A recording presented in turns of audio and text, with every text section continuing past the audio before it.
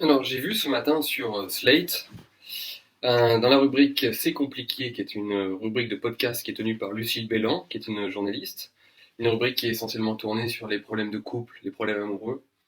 Donc, Lucille Bélan écoute les témoignages de certaines personnes qui osent téléphoner ou écrire un courriel, et elle donne des conseils à ce propos. Et ce matin, la rubrique, ce matin du 9 mai 2019, ce matin la rubrique était relativement intéressante car elle portait sur le cas d'Anne-Sophie, une jeune Lilloise, une jeune femme lilloise de 31 ans, et qui, la pauvre, était déchirée par un immense conflit intérieur, puisque il se trouve que cette jeune femme est en couple depuis 2 mois maintenant avec un jeune homme qu'elle apprécie énormément, avec qui elle s'entend très bien, mais qui a un immense défaut selon elle, c'est-à-dire qu'il est d'extrême droite, c'est-à-dire qu'il est, d'après elle, c'est ce qu'elle dit, il a des opinions anti-féministes, nationalistes et donc d'extrême droite, et elle a très souvent des débats avec ce jeune homme, des débats qui l'obligent, comme elle le dit, qui l'obligent à affiner ses propres idées, donc c'est pas inintéressant. Et puis il se trouve que dans tout le reste, ça se passe très bien, elle et lui, donc euh, elle est vraiment travaillée, la pauvre, et inquiète, car eh bien, elle a un vrai conflit idéologique. Doit-elle rester avec un homme qui ne partage pas ses valeurs de gauche, alors même que, en dehors de ça, tout se passe très bien avec lui. Alors c'est un cas sur lequel je voulais revenir parce que ça arrive très souvent, de plus en plus souvent, car il y a de plus en plus de gens considérés comme d'extrême droite par le monde actuel, et ça arrive très souvent que ces jeunes hommes, ça peut être d'ailleurs le cas inverse, ça peut être aussi une jeune femme considérée d'extrême droite qui sort avec un type de gauche, c'est plus rare en général, mais ça arrive très souvent que des jeunes hommes de droite, on les appelle comme ça, classiques, qui sont en lutte contre le postmodernisme, eh bien, sortent avec des filles de gauche, et ces hommes peuvent tomber amoureux, ça peut leur arriver, c'est rare aussi, mais ça peut arriver, et ça arrive assez souvent en revanche que des femmes de gauche eh bien, tombent amoureuses de mecs de droite. Alors on va en parler un petit peu de ça. Alors, ça me fait penser d'abord à deux choses. La première à une pièce de théâtre et la deuxième à une expérience personnelle. La première, une pièce de théâtre que je vous invite tous à regarder qui s'appelle L'heureux élu, une pièce dans laquelle il y a Yvan Le Bolloc et l'excellent Bruno Solo. Je dis excellent Yvan Le Bolloc et excellent Bruno Solo grâce à Caméra Café qui, lorsque vous le regardez à nouveau aujourd'hui, est une excellente satire de la France périphérique et de province, celle que j'ai connue, celle dont je viens, et qui est vraiment très très très marrant. Et donc dans cette pièce, Le Roselu, qui est sortie en 2017, si je ne m'abuse, je pense que vous pouvez la trouver sur Internet. Je vous invite véritablement à la regarder parce que cette pièce est tout à fait étonnante. En fait, l'histoire est très simple. C'est un groupe de bobos, c'est assumé comme tel, un groupe de bobos parisiens qui sont plutôt aisés d'un point de vue financier et qui ont évidemment des idées progressistes, tous des idées de gauche. Et dans ce groupe parisien qui se retrouve un soir à dîner, une fille, une copine à eux, une membre de ce groupe dénommée Charline, arrive et veut leur annoncer qu'elle a trouvé sans doute l'amour de sa vie. Et il se trouve que cet amour, l'amour de sa vie a comme pour Anne-Sophie, il y a un léger problème, c'est qu'il est totalement d'extrême droite. Et donc on suit un petit peu la vie de ce groupe qui discute, c'est une super pièce de théâtre, qui discute à propos de ça. Évidemment Bruno Solo qui joue l'ex de Charline, qui est un type vraiment le bobo classique de gauche, est totalement dégoûté qu'elle puisse faire une chose pareille. Il se trouve que Charline invite son copain, l'homme qu'elle aime, à venir, et cet homme est magnifique. Vraiment, vous pouvez regarder, je ne sais plus quel acteur joue cet homme-là, mais il est superbe, il est en costume, il est vraiment la caricature du Golden Man. Hein. Et en fait, elle explique qu'ils se sont rencontrés, elle est à New York, et elle est attaquée par quelqu'un, attaquée pour être violée, et elle rencontre l'amour de sa vie parce qu'il ose, parce que c'est un type qui est donc dans sa voiture, et il sort de sa voiture, il est armé, et il flingue l'agresseur. Et évidemment, pour tous les types de gauche, c'est quelque chose d'affreux, et donc il y a un véritable débat qui se met en place, parce que en gros, bah, les mecs de gauche disent bah, tu soutiens donc et tu aimes donc un homme qui soutient le port d'armes et qui était capable de tirer sur quelqu'un d'autre. Et elle qui dit mais oui d'accord, mais bon j'étais quand même en train de me faire violer, donc finalement je préfère un mec pareil plutôt que les beaux principes, c'est-à-dire de ne pas avoir d'armes, d'être dans la paix et les bisounours et ainsi de suite.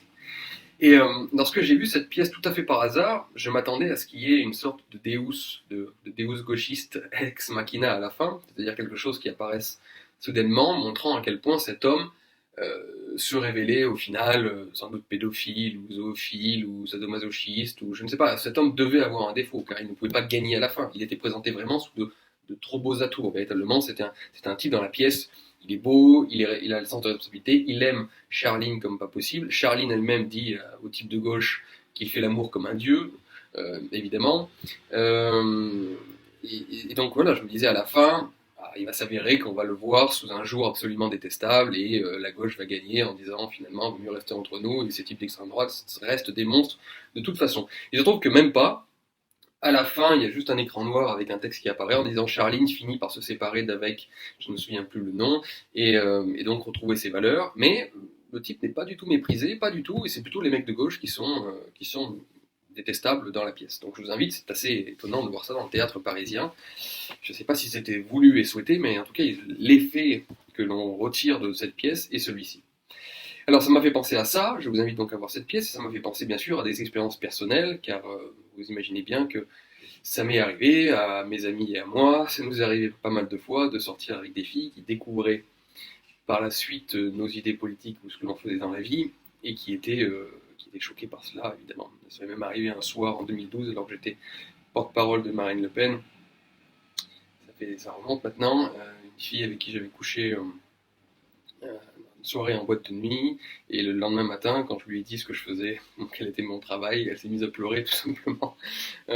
Donc c'était assez horrible à vivre, hein. Mais pour elle, je ne lui en veux même pas en fait, parce que c'est là où il faut réfléchir, c'est que pour elle, c'était l'équivalent, si vous voulez, d'une paysanne qui apprenait au Moyen-Âge qu'elle venait de coucher avec le diable, hein, qu'elle venait de coucher avec un sataniste.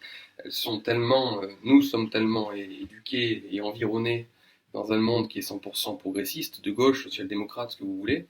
Vous voyez les idées dont je parle, que pour elle, avoir passé une très bonne soirée avec un garçon qui se révélait être d'extrême droite était quelque chose d'absolument affreux, et c'est pour la raison pour laquelle elle s'est mise à pleurer. Alors, ça n'a pas empêché d'avoir envie de me revoir par la suite, mais simplement pour dire que ce sont des choses qui arrivent. Alors, morale de l'histoire, les filles de gauche, faites attention, couchez un peu moins facilement, vous pouvez avoir de mauvaises surprises. D'ailleurs, à vrai dire, simplement une petite parenthèse marrante, c'est que dans ces cas-là, nous sommes totalement déshumanisés. Donc, parce que dans le cas d'Anne-Sophie, donc le podcast sur Slate, et dans le cas de l'heureuse élue de la pièce de théâtre d'Yvan Le Bolloc et de Bruno Solo, et dans mon cas personnel, le cas d'une anecdote, mais des anecdotes comme ça, j'en ai des dizaines, et sans doute que vous aussi, vous en avez de votre côté dans votre vie personnelle, il se trouve que nous sommes déshumanisés totalement. Nous sommes des monstres, quoi qu'il arrive.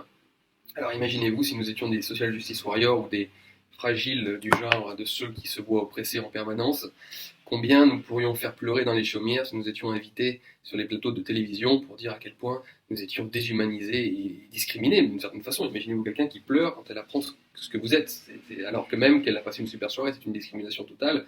Et si nous étions dans un autre, si nous inversions les valeurs, nous pourrions totalement faire pleurer sur nous-mêmes, dire que nous avons été choqués, nous pourrions aller voir à la limite un psychologue par rapport à ça et nous sentir totalement oppressés par la société et par le système. Évidemment, nous ne le faisons pas, nous essayons plutôt d'en rire. Alors en fait, j'aimerais dire un mot à Anne-Sophie, parce qu'il se trouve que donc cette jeune fille, cette jeune femme, Anne-Sophie, qui se sent mal de sortir avec un type qu'elle considère être comme étant d'extrême droite, ne cesse de dire que sa relation se passe très bien en dehors de cela. C'est-à-dire donc qu'il se comporte bien.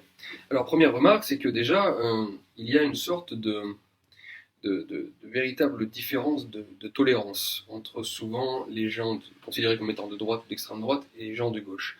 Bon, il se trouve que pour nous, la tolérance n'est même pas une vertu, en fait, c'est même pas une valeur, c'est une obligation, dans la mesure où nous avons, tout autant que nous sommes, été environnés par un monde absolument progressiste, partageant les valeurs et les idéaux progressistes. Donc si nous n'étions pas tolérants vis-à-vis de ces valeurs, qu'on a connues avec nos parents la plupart du temps, ou à part ceux qui viennent de familles d'extrême droite ou de droite, mais généralement les gens que je rencontre qui ont mes idées viennent souvent de parents de gauche, qu'on a connus à l'école, qu'on a vu à la télévision, qu'on a vu avec les films, qu'on a vu à l'université, enfin partout, on a été entourés par ce monde-là. Donc si nous n'étions pas nous-mêmes très tolérants, en fait, au fond de nous, nous serions tous terroristes. Donc ce n'est pas le cas, donc en fait la tolérance pour nous est une obligation. Et c'est marrant parce que nous voyons, enfin les gens, c'est ce que je remarque, les gens que l'on dit l'extrême droite considèrent et estiment que les filles et les gens de gauche sont au pire malades mentaux, mais surtout en fait ont été corrompus par l'idéologie postmoderne, par le postmodernisme, par le système justement, par l'éducation, par les films, par tout ça, mais nous n'estimons pas que ce sont des démons, nous n'estimons pas que ce sont des monstres en soi. Tandis qu'à l'inverse, les gens de gauche, très souvent, fantasment absolument sur les gens de droite ou d'extrême droite, et estiment que ce sont tout simplement des monstres, des démons qui ne sont pas humains. Et il y a un effet surprise absolument incroyable lorsqu'ils rencontrent quelqu'un qui s'assume être classique, moi je dis, pas d'extrême droite.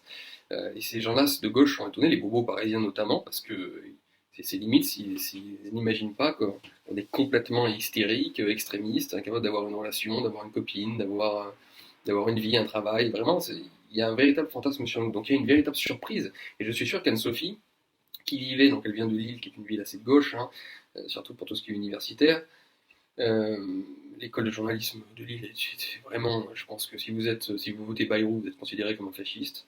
Je ne parle même pas de. Enfin, Lille est assez gauchiste d'une manière générale. Donc Anne-Sophie vient sans doute, je ne sais pas, hein, c'est une hypothèse, mais vient sans doute de ce monde-là.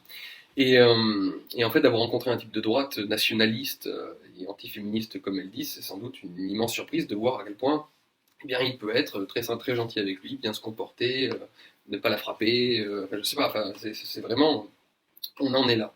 Alors en fait, là, ce que j'aimerais dire à Anne-Sophie, c'est quand elle déclare qu'il est antiféministe et nationaliste. Alors, j'aimerais lui demander qu'est-ce que l'antiféminisme pour elle, parce que en gros, si elle est bien avec lui, c'est qu'elle estime donc qu'il se comporte bien avec elle, qu'il la respecte, qu'il la soutient, qu'il ne la met pas plus bactère, qu'il ne la bat pas, enfin, je veux dire, toutes ces choses-là, évidentes. Hein. Donc elle estime qu'en tant qu'homme, il est correct et même plutôt bien, parce qu'elle est amoureuse de lui. Mais elle dit il est antiféministe. Alors, est-ce que en fait, pour elle, l'antiféminisme, c'est simplement que, eh bien, il ne parle pas dans le langage seulement des droits, mais également des devoirs, pensant qu'il y a des devoirs d'homme, notamment, en particulier les siens, par exemple le fait de protéger sa femme et sa famille, le fait, dans le cas de coup dur, de la faire passer toujours en premier, le fait de ne pas l'abandonner, quoi qu'il arrive dans la vie, et le fait peut-être d'estimer qu'il y a des différences entre les hommes et les femmes, mais différences qui ne sont pas faites pour oppresser l'un ou l'autre, mais au contraire essayer de chercher quelle peut être la plus belle complémentarité pour essayer de faire sortir quelque chose qui est la plus belle, qui puisse sortir entre un homme et une femme, c'est-à-dire l'amour. Est-ce que ce sont ces valeurs-là qui fait qu'elle le classe parmi les antiféministes? Est-ce que c'est le fait qu'il ne supporte pas la vision totalement faussée et mensongère qui règne aujourd'hui dans le post-féminisme, qui est une vision néo-marxiste, qui est celle d'une lutte des sexes en fait, hein, où il y a les oppressés et les oppresseurs, et la femme est la victime éternelle de l'histoire, ce qui est évidemment totalement abusif et faux. Et donc peut-être qu'en fait simplement ce monsieur, ce garçon ne voit pas les choses comme ça, il est antiféministe pour Anne-Sophie. Est-ce si grave que ça? Je l'invite à réfléchir. Peut-être aussi qu'il est antiféministe parce que tout simplement il veut une famille, il veut des enfants, et je ne crois pas que ce soit l'enfer sur Terre. D'autant que il y a sûrement dans sa, dans sa nature de nationaliste, comme elle dit, une volonté profonde de protéger ce qu'il aime, de protéger ce à quoi il tient, d'avoir un principe de précaution, de ne pas être ouvert à tout, parce que finalement, être ouvert à tout, ça peut être évidemment dangereux pour ce que l'on aime, donc plus on aime, plus on a envie de protéger, donc son nationalisme, c'est peut-être en fait une immense preuve d'amour, à la fois pour elle, pour sa femme, parce que les femmes sont souvent en danger par une trop grande ouverture, pour son pays, peut-être aussi un sentiment de fidélité, c'est-à-dire qu'il y a un type de caractère qui privilégie la fidélité et un autre type de caractère qui privilégie le changement. Donc le nationalisme, enfin ce qu'elle appelle le nationalisme, est peut-être cette propension à privilégier la fidélité, être fidèle à certaines choses, à une terre, à une certaine valeur, à des traditions, à quelque chose. Gageons pour Anne-Sophie que c'est pas si mal, notamment dans une relation amoureuse, d'être plutôt du type de caractère de préférer la fidélité plutôt que le changement perpétuel, le progrès, dès que ça change, c'est cool. C'est pas forcément ce qu'il y a de mieux dans la vie et dans un couple aussi. Donc j'invite Anne-Sophie à réfléchir à toutes les valeurs qu'elle semble détester, car ces valeurs en fait sont loin d'être un cauchemar, notamment pour une relation. Alors d'ailleurs, en fait, c'est comme ça que je terminerai. En fait, on sent bien qu'il y a dans le discours d'Anne-Sophie une véritable angoisse, et l'angoisse n'est pas, contrairement à ce qu'elle dit, d'avoir des engueulades en permanence avec lui, mais bien plutôt de finir par adopter ses idées. Car c'est quelque chose que l'on constate très souvent. Moi, j'ai jamais vu, à part pour des raisons pécuniaires, à part pour des raisons de corruption, j'ai jamais vu de type de droite devenir de gauche, sauf encore une fois pour des raisons de corruption, c'est-à-dire parce qu'il s'agissait de récupérer de l'argent ou de trahir simplement. Mais en revanche, je vois très souvent des filles et des gens d'une manière générale, des gens de gauche passer à ce qu'ils appellent à droite ou à l'extrême droite. Et c'est sûr que ça va être compliqué, Anne-Sophie, si tu cherches à convaincre ton mec, ça va être compliqué de lui faire avaler que la société multiculturelle ça marche parce que ça marche nulle part, ça va être difficile de lui faire avaler que le féminisme actuel, c'est-à-dire le féminisme intersectionnel, post-moderne, social justice warrior, cheveux bleus et quelque chose d'intelligent, de sensé et de sain d'esprit, ça va être difficile de convaincre ton mec de tout cela. En revanche, tu as des chances d'être convaincu par lui, notamment, notamment, euh, notamment par son désir de fidélité à ce qu'il aime et son désir de protection, c'est pourquoi il est considéré comme étant d'extrême droite. Euh, alors Anne-Sophie, c'est mon conseil, c'est reste avec lui. Déjà, sois un petit peu reconnaissant, car après tout, c'est lui qui te fait une grâce d'être avec toi, parce qu'en tant que type de droite, avec ses valeurs, il pourrait être plutôt dégoûté que d'être avec une fille comme toi. Donc pense à ça, c'est qu'il te fait une grâce que d'être avec toi. Et peut-être que tu as beaucoup de choses à apprendre de lui, et peut-être lui aussi a des choses à apprendre de toi sans aucun doute, mais sois ouverte, tu verras que tu risques d'avoir de bonnes surprises. Tu as eu déjà une bonne surprise en découvrant ce garçon dont tu es amoureuse, tu risques avec le temps d'être amoureuse totalement de lui, et donc y compris de ses idées. Voilà. À bientôt sur Major, et bon courage Anne-Sophie.